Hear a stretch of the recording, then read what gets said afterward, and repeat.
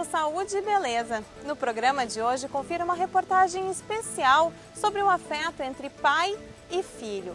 Implante ou prótese dentária? O que agrada mais a melhor idade? Os perigos da hepatite e ainda uma terapia que é uma verdadeira energização vital, o Reiki. Fique com a gente, o Saúde e Beleza está no ar.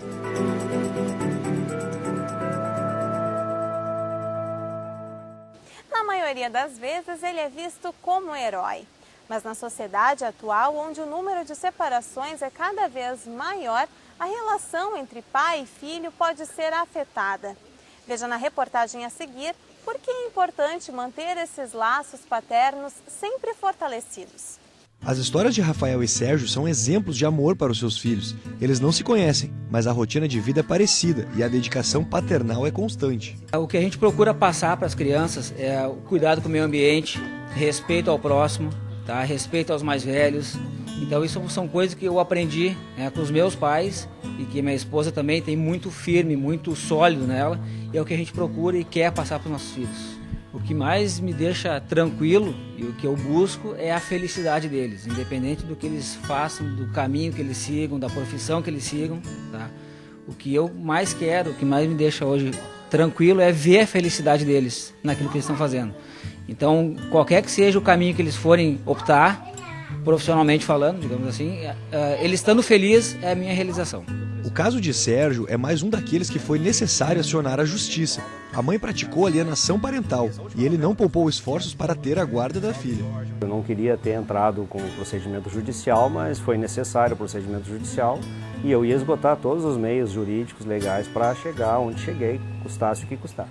Hoje nós convivemos no regime de guarda compartilhada, né? A menina tem acesso livre à mãe, ela mora comigo, o domicílio dela é a minha residência, que é na cidade de Voti, e a mãe tem acesso livre. A alienação parental já existe desde que os matrimônios começaram a ser desfeitos, porém ultimamente tem crescido, pois se fala mais nesse tema nos veículos de comunicação. A lei surgiu em 2010 e surgiu justamente para ajudar essas crianças vítimas da alienação parental e os pais que sofrem com alienação parental, os alienados, que a gente chama de alienados. A alienação parental, via de regra, é quando aquele genitor que não superou o fim da relação se utiliza da criança para rejeitar, se utiliza da criança para agredir o outro genitor. Então a criança, que não tem nada a ver com aquela briga dos pais, passa a ficar em meio a esse fogo cruzado. O objetivo principal da lei era educar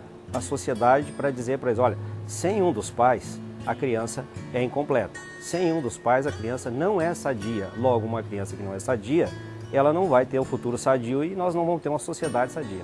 Para a psicóloga Débora Goulart, especialista em atender esse tipo de caso, a presença do pai é fundamental para o desenvolvimento da criança. O afastamento se vê sempre como algo negativo, né? É claro que, a menos que ocorra alguma situação que a criança fique em risco. Caso contrário, embora ocorra uma separação, o importante é sempre ter em mente que a mãe vai ser sempre mãe e o pai sempre pai. Quanto mais os pais puderem se fazer presente na vida dos filhos, isso vai ser um diferencial no desenvolvimento deles. Algumas crianças nem sempre podem ter a mãe por perto, e neste momento entra a figura do pai multifuncional. Quanto menor a criança, sabe-se que mais importante é ter o pai por perto. Muitas vezes não tem tempo, muitas vezes a rotina diária do trabalho acaba afastando. No caso de Rafael, ele acompanha os filhos, seja na hora de rolar na grama, na hora de correr, ou até mesmo na hora dos estudos, preparando e dando educação para um futuro próximo. A rotina ela é bem corrida, tá? Mas ela é gratificante. Tá? Eu sempre quis ser pai, desde a minha adolescência, eu sempre quis ter filhos, né?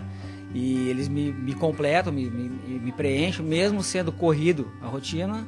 É gratificante, é uma coisa assim, é um amor que a gente sente pelas crianças e que a gente pode compartilhar com a família, que é sensacional. Embora a rotina seja complicada, corrida, no final do dia, quando a gente chega em casa, quando a gente coloca as crianças na cama, que a gente vê que eles estão dormindo, ou às vezes um simples abraço, um beijo, um eu te amo, isso nos dá um gás para continuar e para levantar no outro dia, batalhar, lutar, enfim, para fazer com que a rotina siga.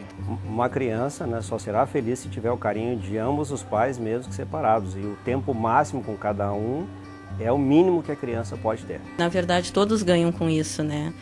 Assim como para a criança é muito prazeroso ter o contato com os pais, para os pais também é muito prazeroso poder ver o desenvolvimento do filho. Ao longo da vida, você pode carregar diversas doenças bucais, que, se não tratadas, quando chegar na terceira idade, podem levar a problemas mais sérios. E é aí que entra um implante ou a prótese dentária. Ele é o famoso cartão de visitas, mas muitas pessoas ficam inseguras com o seu sorriso quando chegam à terceira idade. De fato, é neste período da vida que muitas doenças aparecem, mas que, se tratadas, dá para continuar compartilhando sorrisos sem constrangimentos. O bom seria os idosos frequentarem mais os dentistas, treinarem mais a escovação, fazerem aplicações tópicas de flúor, né? Pode ser adicionado mais flúor com bochecho, pastas.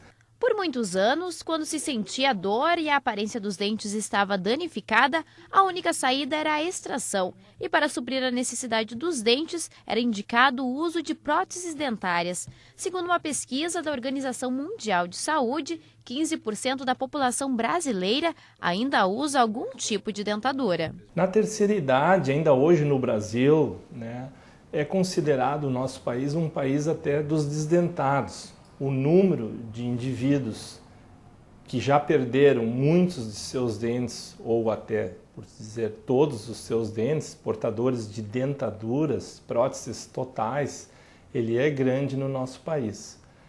Porque, na época de quando jovem, não foi feito os tratamentos preventivos. O uso das próteses móveis pode ser uma opção barata e com uma aparência semelhante aos dentes naturais. O que vale frisar é que, com o passar dos anos, as dentaduras podem danificar os ossos. Como existe uma alteração óssea na mucosa, com o tempo é necessário sim fazer algum ajuste, às vezes não precisa nem trocar, é só algum ajuste na prótese, por isso é importante essas consultas regulares, né? Cada paciente, no momento que ele fez uma prótese nova, o próprio profissional vai lhe dizer que ele tem que retornar daqui a tanto tempo e vai fazer sempre um controle para que nem chegue a acontecer essa situação de ele ter dores. Mas pode sim, as dores de ouvido, dores na nuca estarem relacionadas com algum problema no encaixe das próteses. Aquela cultura da escovação dos dentes de pelo menos 3 vezes ao dia está presente na rotina de muitas pessoas faz muito tempo.